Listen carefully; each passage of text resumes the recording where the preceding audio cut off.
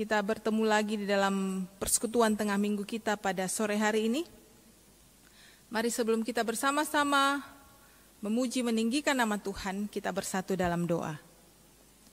Bapa dalam surga, kami bersyukur Tuhan, waktu pada sore hari ini Tuhan berikan buat setiap kami untuk duduk diam di rumah kami masing-masing, bersekutu bersama, sekalipun lewat media sosial, tetapi kami percaya Tuhan ada di tengah-tengah kami, dan biarlah persekutuan kami ini sungguh menjadi persekutuan yang berkenan memuliakan nama Tuhan.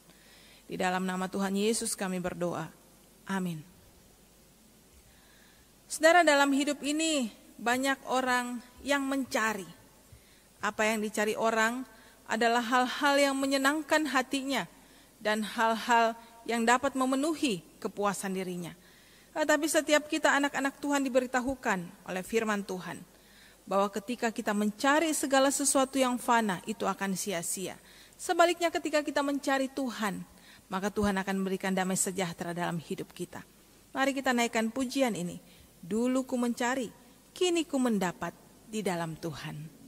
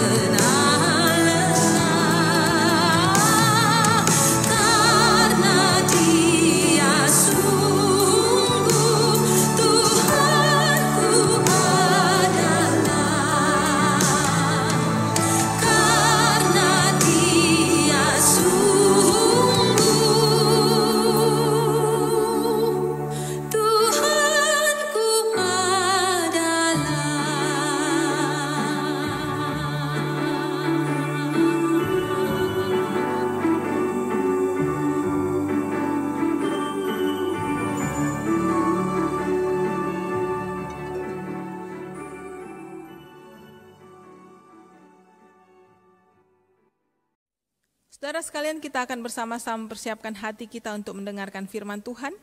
Oleh karena itu, mari kita kembali menaikkan satu pujian yang indah, mengingatkan kita bahwa hidup ini adalah kesempatan untuk melayani Tuhan.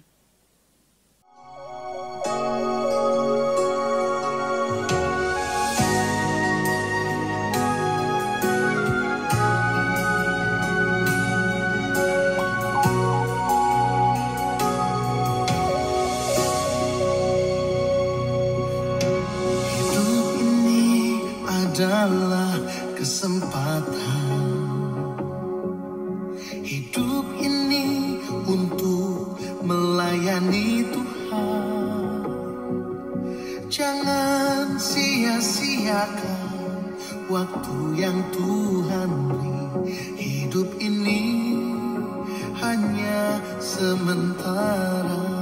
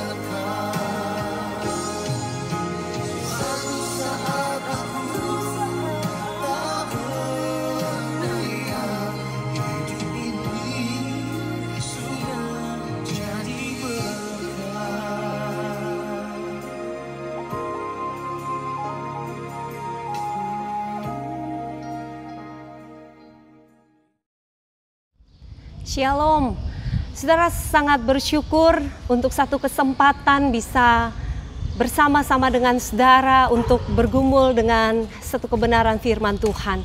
Sebelumnya mari kita berdoa bersama-sama. Bapa di dalam surga, kami sungguh bersyukur untuk hari yang Engkau beri, dan terima kasih ada waktunya bagi kami untuk sungguh-sungguh menikmati kehadiran Tuhan. Kami akan sama-sama mendengarkan firman-Mu. Kami berdoa supaya Tuhan memberkati waktu ini. Supaya saat kami mendengar firman-Mu, kehidupan rohani kami dipertumbuhkan lagi Tuhan. Untuk menjadi pribadi-pribadi yang makin dewasa di dalam Engkau. Berkatilah waktu ini, biarkan Roh Kudus-Mu bekerja. Di dalam nama Yesus kami mengucap syukur dan berdoa. Haleluya. Amin. Saudara, mari kita membuka satu bagian firman Tuhan dari kitab Nehemia, pasal yang pertama, ayat yang pertama sampai dengan ayat yang keempat bagian A. Firman Tuhan berkata demikian, doa Nehemia bagi orang Israel. Riwayat Nehemia bin Hakalia. Pada bulan Kislei, tahun ke-20, ketika aku ada di Puri Susan, datanglah Hanani, salah seorang dari saudara-saudaraku, dengan beberapa orang dari Yehuda. Aku menanyakan mereka tentang orang-orang Yahudi yang terluput, yang terhindar dari penawanan, dan tentang Yerusalem. Kata mereka kepadaku, orang-orang yang masih tinggal di daerah sana yang terhindar dari penawanan ada dalam kesukaran besar dan dalam keadaan tercela. Tembok Yerusalem telah terbongkar dan pintu-pintu gerbangnya telah terbakar. Ketika ku dengar berita ini, duduklah aku menangis dan berkabung selama beberapa hari. Aku berpuasa dan berdoa ke hadirat Allah semesta langit. Demikianlah kebenaran firman Tuhan. Saudara yang dikasihi Tuhan, mengenal Nehemia adalah sebagai seorang pribadi, bahkan seorang pemimpin spiritual yang sangat berdampak besar di tengah-tengah situasi sulit. Saudara, Nehemia adalah seorang pemimpin spiritual yang mana melalui kepemimpinannya satu bangsa, yaitu bangsa Yehuda, mengalami transformasi. Saudara yang dikasihi Tuhan, menjadi pertanyaan bagi kita adalah mengapa Nehemia bisa menjadi pribadi yang demikian? Apa kuncinya?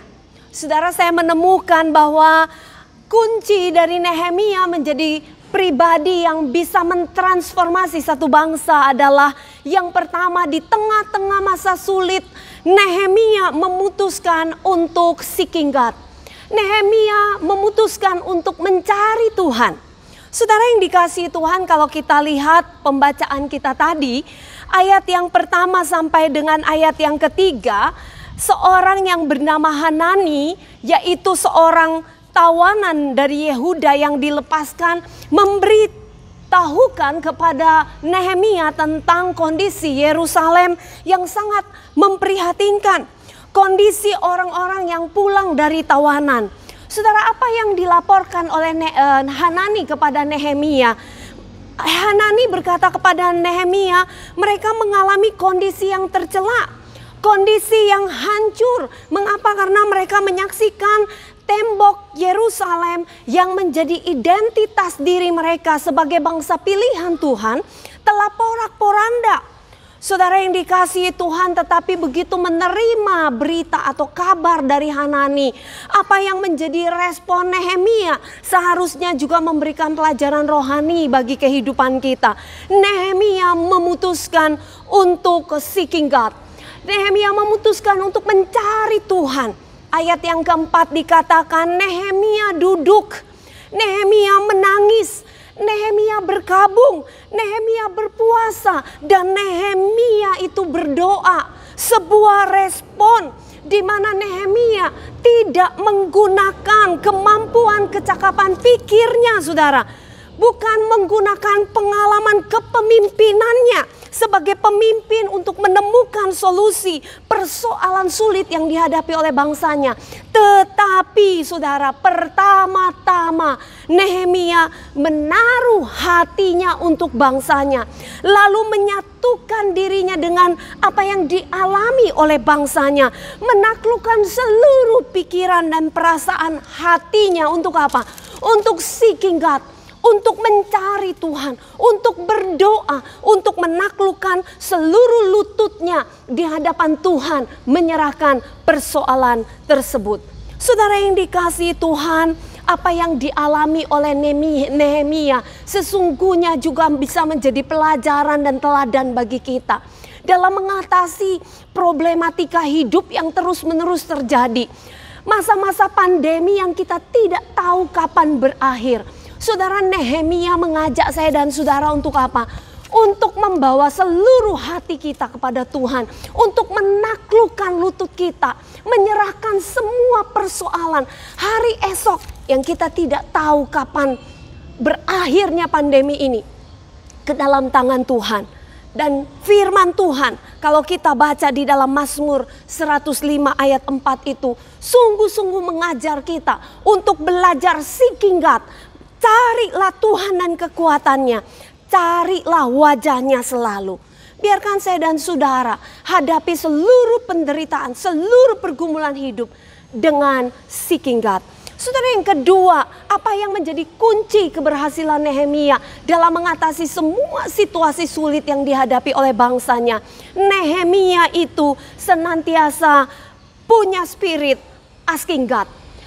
Nehemia itu bukan hanya mencari Tuhan, tetapi Nehemia juga bertanya kepada Tuhan. Saudara yang dikasihi Tuhan, setelah menunggu beberapa bulan setelah informasi yang diterima oleh Nehemia, Tuhan pun menjawab Nehemia. Saudara, kalau saudara tahu, pekerjaan Nehemia saat itu adalah sebagai juru minuman Raja Artasastra. Pasal 2 ayat yang pertama. Saudara, saat itu Nehemia sedang bekerja, lalu kemudian wajahnya itu kelihatan sedih dan Raja Artasastra bertanya, "Mengapa wajahmu muram?" Saudara, bagi saya ini pekerjaan Tuhan. Kenapa wajahmu muram, kata raja. Lalu kemudian Nehemia menjadi takut, lalu dia share, dia ceritakan kepada raja. Lalu kemudian raja itu bertanya, saudara, kepada Nehemia, apa yang bisa, apa yang perlu aku lakukan? Ayat yang keempat. Saudara yang dikasihi Tuhan, ketika kita punya problem, lalu orang bertanya kepada kita, atau orang yang kita anggap mampu memberikan solusi itu bertanya kepada kita, bukankah kita selalu cepat atau segera menjawabnya? Tetapi bagian ini, bagian respon Nehemia mengajar kepada saya untuk belajar menunggu Tuhan. Kenapa, saudara? Karena Nehemia ketika raja bertanya, why? Dan apa yang perlu aku lakukan? Nehemia tidak langsung menjawab. Saudara, tetapi dikatakan Nehemia itu bertanya kepada Tuhan. Tanya apa yang Tuhan ingin aku kerjakan bagi bangsa yang sedang mengalami keterpurukan. Saudara, dan ayat 5 itu Tuhan kemudian mengutus Nehemia untuk pergi membangun tembok Yerusalem yang hancur. Saat tiada jalan, saat segala jalan itu rasanya tertutup, saudara belajar menunggu Tuhan dan bertanya, Tuhan, apa yang harus aku kerjakan di masa sulit ini? Tuhan, apa yang harus aku lakukan mengatasi semua persoalan yang sedang kuhadapi ini? Tuhan, apa yang Engkau kehendaki aku kerjakan untuk menemukan solusi yang terbaik? Nehemia mengajarkan saya dan saudara untuk belajar asking God. Asking God, tunggu Tuhan. Yang ketiga, saudara, Nehemia ternyata memiliki kunci sebagai seorang pribadi yang bisa mentransformasi satu bangsa, yaitu Yehuda. Bukan hanya dia kemudian bertanya kepada Tuhan, tetapi yang ketiga, dia juga action with God. Pasal 2 ayat 11 dan ayat 17 sampai dengan 18. Saudara yang dikasihi Tuhan, Nehemia adalah pemimpin rohani yang bisa melakukan sebuah aksi nyata bagi transformasi bangsanya. Atas izin raja, saudara, Nehemia itu akhirnya pergi ke Yerusalem dan membangun tembok Yerusalem itu kembali. Saudara, ayat 11 dikatakan, tibalah aku di Yerusalem. Saudara, Nehemia demi perubahan bangsanya rela tinggalkan pekerjaannya untuk melakukan sebuah aksi, bukan berdasarkan keinginannya, tetapi berdasarkan kehendak Tuhan. Dia mengambil sebuah aksi dengan Tuhan, bukan dengan dirinya, bukan dengan pikirannya, bukan dengan keinginannya. Saudara yang dikasihi Tuhan, akhir dari sebuah aksi yang dilakukan oleh Nehemia dalam membangun tembok Yerusalem itu, membangun bangsanya kembali itu, membawa perubahan rohani yang sangat signifikan bagi orang-orang Yehuda saat itu. Saudara yang dikasihi Tuhan, banyak pengalaman hidup yang tidak seperti yang kita inginkan dan harapkan itu terjadi dalam hidup kita, bukan? Ada waktunya, ada pengalaman-pengalaman yang menyakitkan, penderitaan, pergumulan, tekanan, tekanan demi tekanan seperti yang mungkin hari ini engkau dan saya alami karena akibat pandemi yang sangat berkepanjangan ini. Saudara, ketika beberapa tahun yang lalu gempa bumi yang hebat itu terjadi di kota Palu. Bencana alam yang bertubi-tubi itu hadir di kota ini. Saudara, saya harus kehilangan 2 anggota keluarga dari mama saya. Saya kehilangan teman-teman dekat. Saya menyaksikan kota yang hancur lebur. Teriakan, penderitaan, ketakutan, tangisan dari kota ini. Saya speechless, saudara. Tidak tahu mau berbuat apa. Tetapi Tuhan menaruh hati Nehemia di dalam hidup saya. Saya duduk diam, saya seeking God, saya asking God. Dan pada akhirnya ketika pulang dari Jakarta setelah menyingkir mengungsi beberapa waktu, saya pulang, saya menemukan apa yang Tuhan inginkan saya kerjakan bagi kota ini. Saya pergi ke tenda-tenda pengungsian. Saya pergi ke kampung-kampung di mana bencana alam itu telah membuat korban yang begitu banyak itu ada. Dan saya diberikan kesempatan oleh Tuhan untuk melayani mereka, untuk memberitakan Injil kepada mereka, untuk memuridkan mereka, dan untuk membangun semangat mereka kembali. Bersama-sama menapaki kehidupan ini bersama-sama dengan Tuhan. Saudara saya mengingat sebuah lagu yang dikarang oleh Horatio Spafford, Nyamanlah Jiwaku. Saudara, lagu ini membekas sekali dalam hidup saya. Latar belakang lagu ini, saudara, ketika Horatio Spafford itu pelayanan menuju Inggris. Dia kehilangan 4 anaknya tenggelam dalam sebuah kapal. Istrinya itu selamat lalu minta menjemputnya. Dalam pelayaran menuju penjemputan istrinya, saudara, Horatio Spafford itu menulis sebuah lagu, Nyamanlah Jiwaku, Nyamanlah Jiwaku. Saudara, dikatakan syair, beberapa syairnya saya nyanyikan buat saudara supaya saudara tahu dalam tekanan apapun, saya dan saudara mari hampiri Tuhan. Ada kenyamanan yang Dia akan berikan. When peace like a river attended my way, when sorrow like sea billows roll, when my load those has taught me to say, it is well with my soul. It is well with my soul. It is well, oh my soul. Mari kita berdoa. Bapa di dalam surga, terima kasih banyak untuk firman-Mu hari ini. Kami tidak pernah bisa mengatasi setiap kesulitan-kesulitan yang datang kepada kami hari ini. Tetapi kami yakin dan percaya bahwa di dalam Engkau ada kekuatan, di dalam Engkau ada kemenangan yang sejati. Kami berdoa supaya spirit yang dimiliki oleh Nehemia terhadap kesulitan bangsanya menjadi spirit bagi kami hari ini. Kami berdoa supaya ada hati yang mencari Tuhan, hati yang seeking God, hati yang menunggu Tuhan, hati yang bertanya kepada Tuhan, asking God, dan kemudian hati yang mau rela dipakai Tuhan untuk menyatakan jalan keluar di tengah-tengah masa sulit, action with God. Terima kasih Bapa, berkatilah bangsa kami, pulihkanlah dari semua penderitaan yang saat ini kami alami.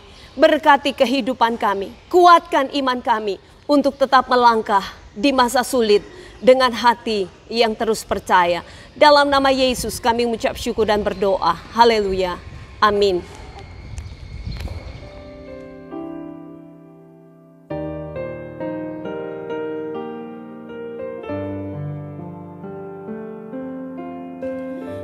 Musim akan selalu berganti, kasih Tuhan tetap abadi.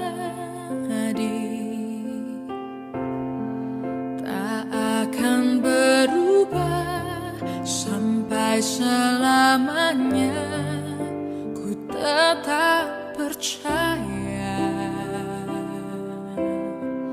Ku yakin Tuhan memberkati, ku yakin Tuhan melindungi. Burung di udara Tuhan pelihara karena kasih-Nya. Tuhan selalu menolongku, selalu menjagaku. Sehelai di rambutku tak akan terjatuh tanpa seizin